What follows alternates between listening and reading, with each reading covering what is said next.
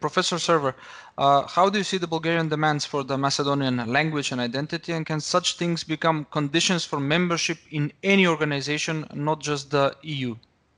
What bothers me most of all is that these demands are being made so early in the process. They're disrupting Macedonia's progress. Usually these things come up at the very last moment, and frankly, the acceding country usually has to give in. But the smart country that wants to become a member of the EU negotiates these things well in advance and tries to settle them. I think it's most unfortunate to try to settle this type of issue in a political forum. These are issues that academics like me should worry about and come to some kinds of conclusions about, not governments. Governments are ill-equipped to tell their own history. Historians should do that. You've mentioned the veto from Bulgaria.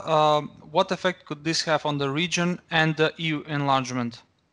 Unless you have that incentive in the Balkans, it's hard to picture you're doing all the necessary reforms, which are quite painful.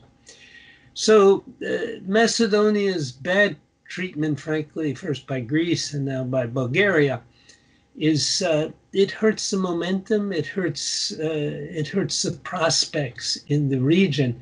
And that's especially important, of course, for Serbia, Kosovo, and Bosnia and Herzegovina, because they're the ones who are in some sense the laggards. And there's no good reason to give these countries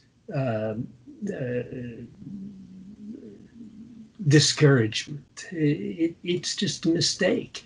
The EU should be giving them encouragement, and in particular Macedonia, which has a government which, frankly, I believe is seriously committed to EU membership, as it was to NATO membership.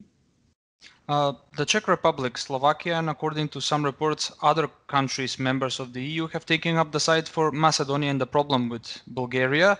Can we see a possible rift inside the EU? There's definitely a bit of a rift in the EU. That's good for Macedonia. I don't really know whether it's the result of a diplomatic maneuver by Macedonia, but if it is, my hat is off to those who executed the maneuver. But it doesn't really change things, because in the end, Bulgaria does have a veto over the opening of negotiations and over accession. So what I would say is that all of this should be left for later in the process, and you can create some mechanisms now to try to produce some answers that will be satisfactory to both Sofia and Skopje. 1 month from now, the United States are going to have a new administration under President Biden. What can we expect in the upcoming period for the region of the Western Balkans? Because there was a feeling that this region was not in the focus of the United States in the past few years.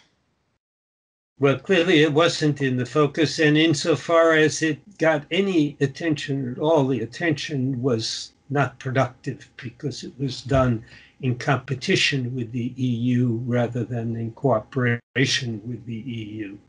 You can expect President Biden to pay some attention to the Western Balkans, because this is an area of the world he knows well and has been involved with for a long time. But you've got to understand that it's way, way down the list of priorities. My hope is that President Biden, his State Department, Tony Blinken, who knows Balkans extremely well, will put this in the hands of somebody who will carry the ball forward in the Balkans in cooperation with the EU. And I think the Americans have a strong role to play. I think the EU has a lot of the carrots, the Americans have a lot of the sticks, and together they get what they want in the Western Balkans. Separately, they don't do all that well.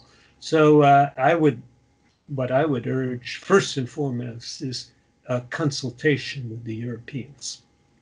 I don't urge the Biden administration to go first into the Western Balkans and figure out what needs to be done. No, a lot of people know what needs to be done, and the Europeans have, as you can see from the progress reports they publish every year, they have a very good idea of what the issues are.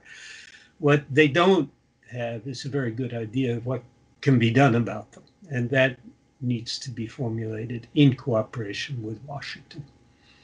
You've mentioned the cooperation between the EU and the US and the carrots and the sticks. Can we expect some kind of pressure by the US down the line towards the EU about Macedonia's EU aspirations? Yes, I think you can. I think the Americans are very sympathetic to Macedonia's EU aspirations. I think the general sense I get in Washington is that people regard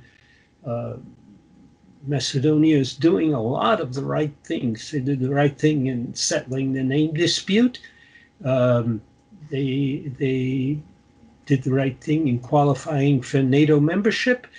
And I think we can expect Macedonia to do the right things in qualifying for EU membership. Professor Servер, thank you for this interview. My pleasure.